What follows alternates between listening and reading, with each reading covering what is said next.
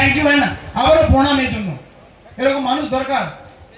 জোরে একটা হাততালি হোক, আমি জোরে একটা হাততালি হোক ওনার জন্য।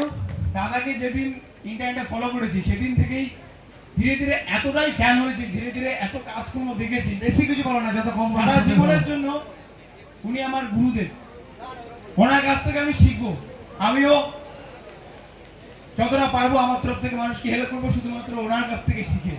ওনাকে আমি প্রণাম জানাচ্ছি। গুরুদেবের আশীর্বাদ মাথায় থাকলে নাথিং ইজ ইম্পসিবল হবে। আমি প্লিজ প্রণাম করতে দিতে হবে।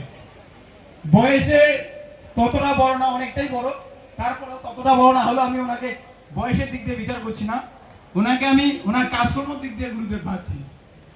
চলুন টাটা, সবাইকে থ্যাংক ইউ এখানে আসার জন্য। এটা হাততালি ওনার জন্য। আচ্ছা তোমাকে ওকে এখান থেকে আবার কলকাতা যেতে হবে, কলকাতা